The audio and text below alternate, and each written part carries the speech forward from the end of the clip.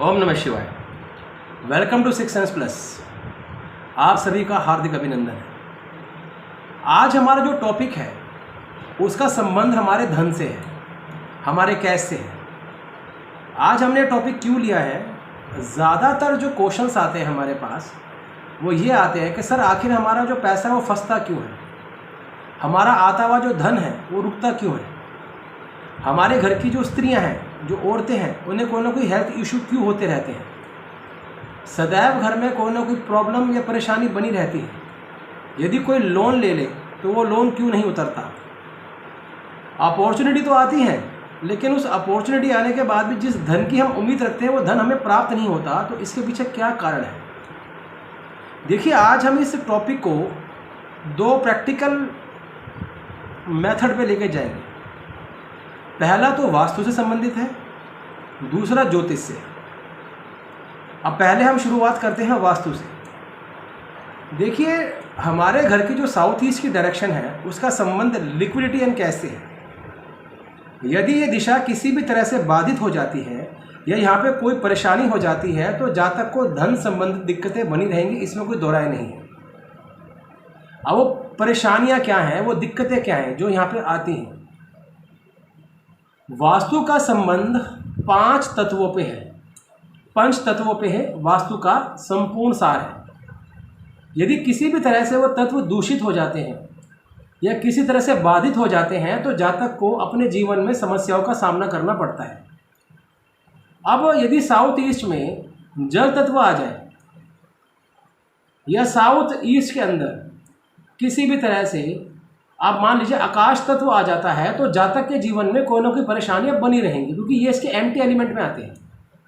अब एग्जाम्पल क्या है, मान लीजिए कि यहाँ पे टॉयलेट है, यहाँ कोई सेप्टिक टैंक है, यहाँ पे कोई अंडरग्राउंड वाटर टैंक है, यहाँ पे कोई जंग लगा लोहा है, या फिर यहाँ पर आपने वॉल के ऊपर कुछ ब्लू कलर यूज़ कर रखा है, लुकिंग मिरर है, या किसी भी तरह से यदि कोई ऐसे तत्व यहाँ पर विराजित हैं जो इस दिशा के एंटिज्म में आते हैं तो जातक को अपने जीवन में परेशानियां जरूर देखने में आएंगी, इसमें कोई दो राय नहीं।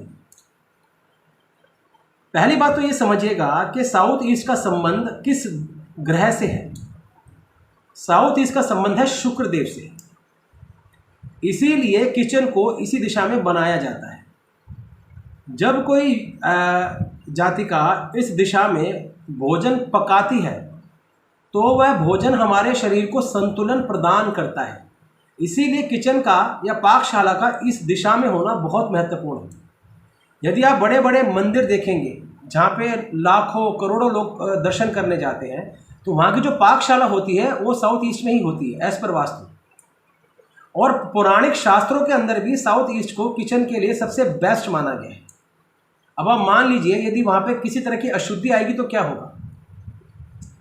अब शुक्र देवता कौन है, अब हम इस पहलू का जो मुख्य रूप है उसे कुंडली के द्वारा भी समझते हैं। यदि आप काल पुरुष की कुंडली देखेंगे तो दूसरे घर का और 7वें ग्रह का जो संबंध है, जो 7वें घर का संबंध है वो शुक्र से है।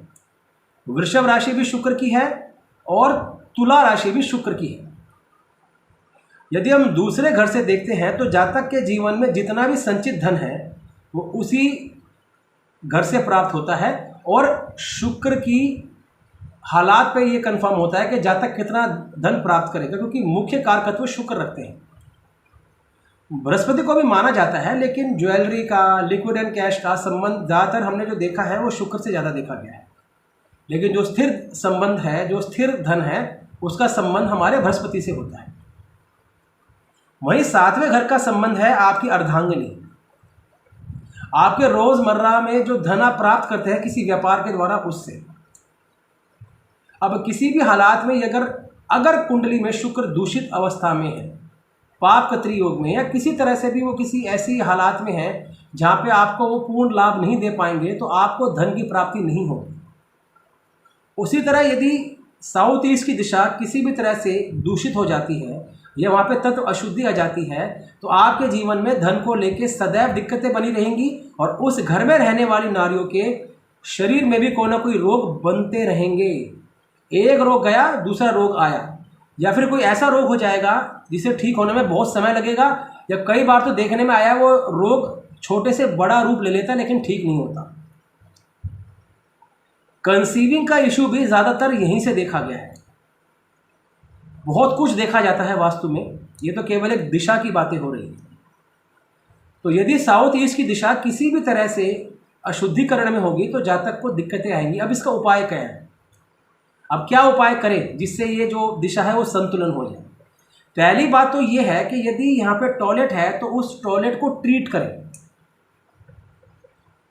यदि आपके पास कोई ऐसा दूसरा स्थान है जहाँ पे आप टॉयलेट को शिफ्ट कर सकते हैं तो अति उत्तम, क्योंकि शिफ्टिंग को बेस्ट सॉल्यूशन कहा गया है।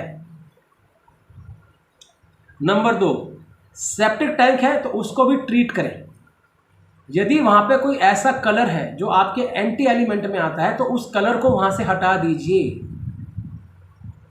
ऑफ वाइट एक ऐसा कलर है जिस पे कोई वास्तु दोष नहीं लगता, परंतु यदि यहाँ का जोन कमज़ोर है, यहाँ की जो जोन एनर्जी है वो काफ़ी कम है, तो वहाँ पे आप लाइट पिंक कलर के द्वारा भी एनर्जी को इन्हेंस कर सकते हैं, उसे बढ़ा सकते हैं। तो आपको उस दिशा को कैसे ट्रीट करना है या कैसे संभालना है तो कृपया करके किसी योग्य वास्तु आचार्य से कंसल्ट करें, क्योंकि जितनी बारीकी से दिशाओं को वो देखेंगे उतना आप नहीं समझ पाएंगे।